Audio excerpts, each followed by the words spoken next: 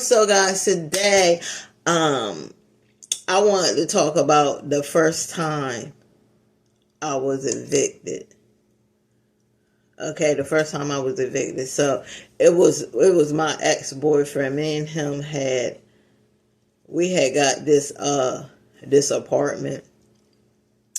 And when I tell you, it's crazy, right, guys? Because I knew, like, people were telling me that the guy that owned the place, he was a slumlord. But I think we just wanted to get out, and we didn't really care. We just wanted to get out and be out on our own, just to feel like what it feels to be on our own and have our own apartment. Now, that was our, I think that was our first, that was our first apartment. Our second one was way better than that. So, we rented the place and everything, and it was going good for a minute. It was going good. We was working. We would come home, spend time together, go out. We would go out sometimes to restaurants because there was a restaurant right up the street, which was good. So, and we was working and we was doing our thing. So, the turn of events started to come. So then he started inviting his friends over. Now,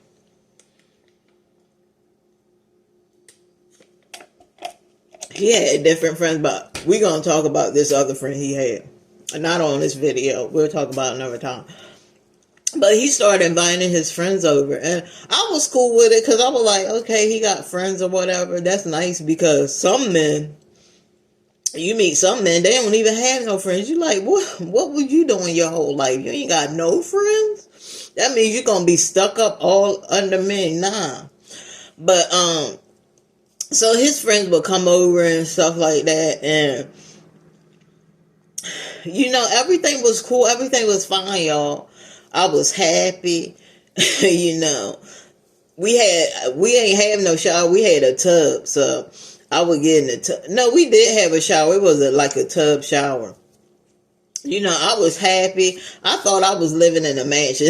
Because I was like, I said, like, this is cool. We on our own. It was a 1-bedroom.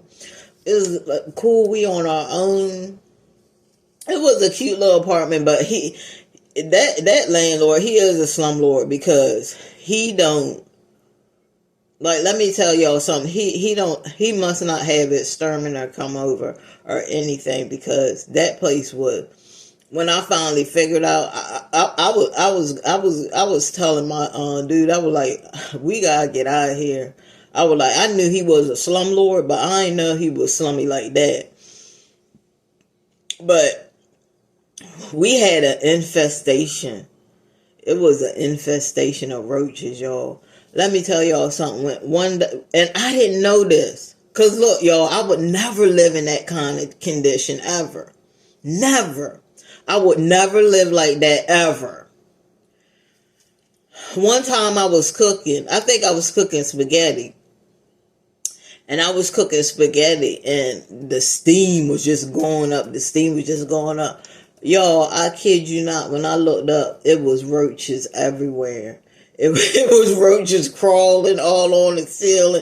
It was an infestation of roaches. And we called him. We were like, dude, what the hell you got us living in? He was like, oh, I'm going to send the exterminator.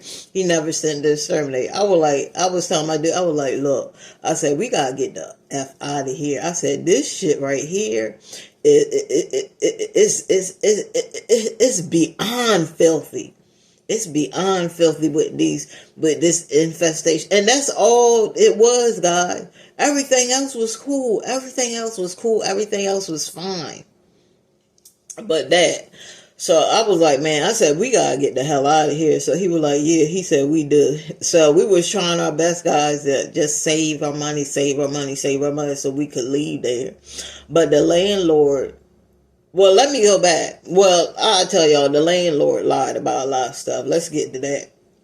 Now, the second week we was staying there, we had went somewhere. I don't know. I think we had went out to this restaurant called Brew River. If you ever in Maryland, go to Brew River. They have some good food. They have entertainment, singing, everything. So yeah, we went there for that night, and guys, we came back and somebody had broke into our house. Now I'm not no fool, and me and him sat down and talked about it. But I said, you know who did it, right? And he was like, I think he was a little drunk. I was like, your friends did it. He was like, yeah, probably. I said, what do you mean probably? I said, they the only ones that been up in here. So we had called the cops. They ain't do shit. They ain't dust for no prints. They ain't do jack. I was like, I don't even know how people get these jobs. They don't do nothing. All they do is take a report. They don't do nothing, but they still have a job. You should be fired. Your job is to find out who did it. So if you're not going to take no prints, you're not going to do none of that, how are you going to find the person? What, you a psychic now? You just going to be like the little aliens, and they had them little antennas, and they be like, oh, he did it. Like, I was like, it was so stupid. They never even found it because they didn't do their job. The policemen, they trash. It's trash over there. They hardly ever find who did something. It's ridiculous. But so after that, another week goes by, and I'm just over it. And I told him, I was like, look, whatever happens, you can go live back with your mom, and I know I can go live back with my mom. And that's exactly what happened, because the landlord, I think he did too. I don't think he lied about it. He said he talked to the landlord, and the landlord was like, you can give me the money this time. And he lied. And he said, oh, I want the money now. And, we actually, we reported him as a slumlord.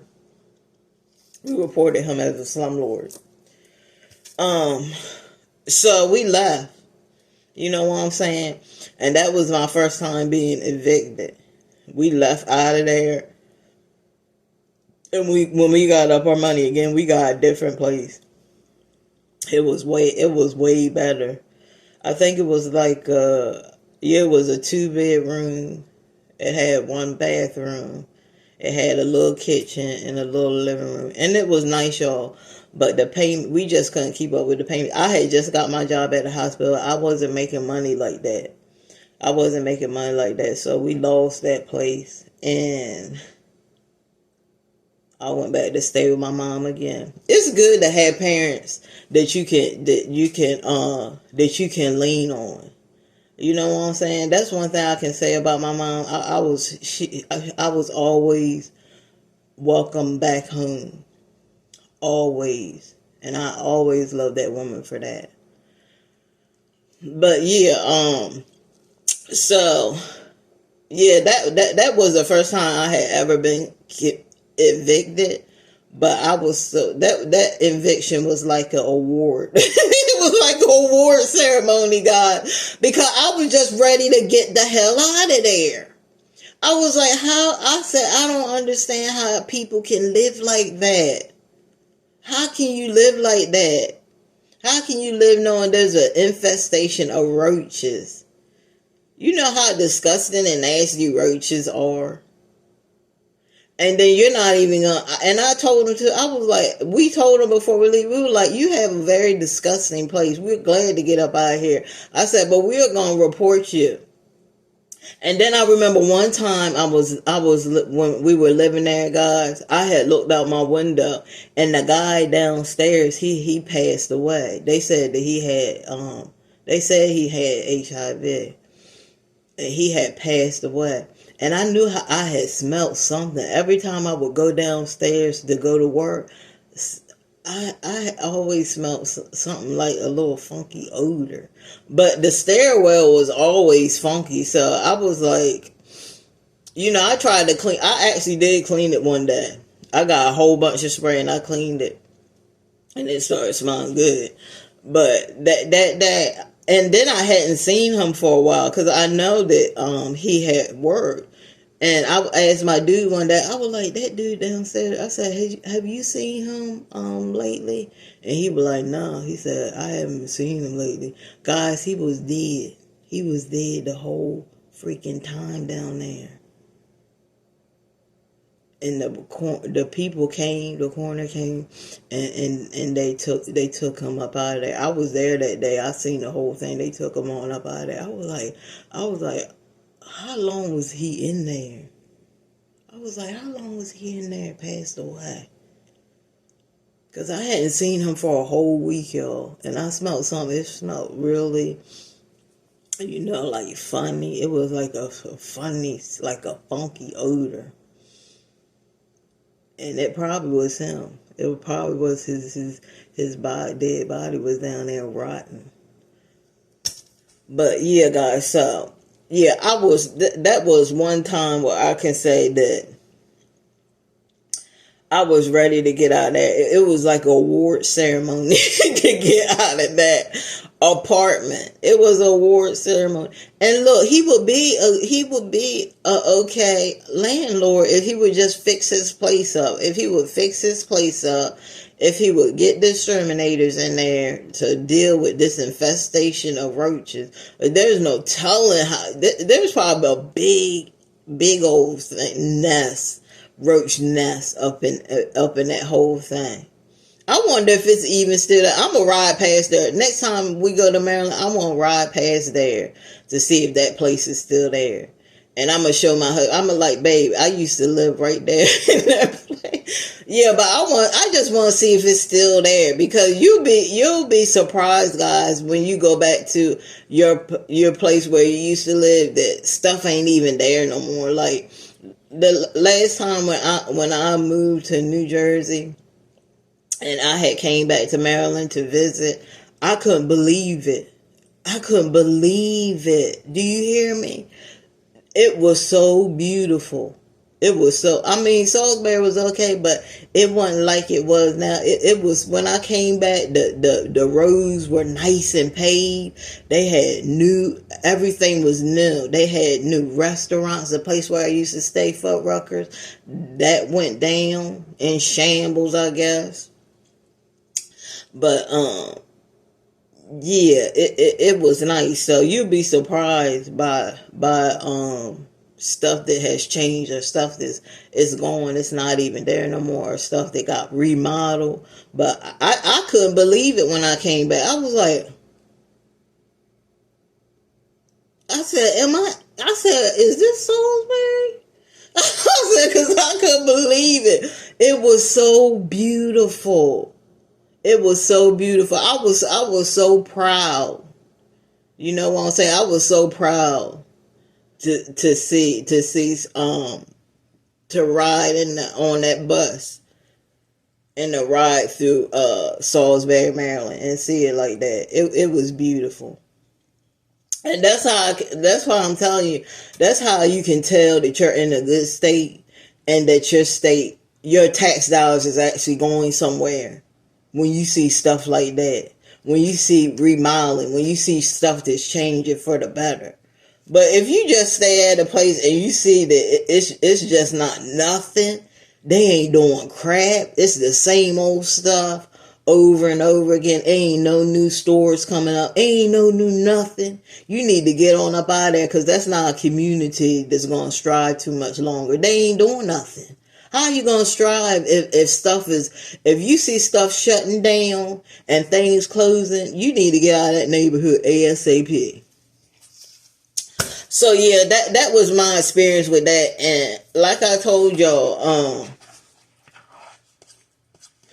if you're young and you're just hitting 18, you have a long way to go. You have a long way to go, and I'm going to pray for you. I pray for all of you, all my subscribers. I pray for all you. I pray for your family. I pray for your healing. I pray for everything, because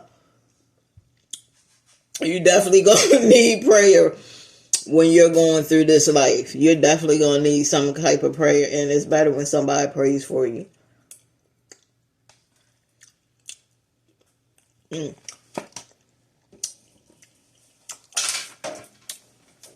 Mm-mm-mm. So, guys, I'll call you back.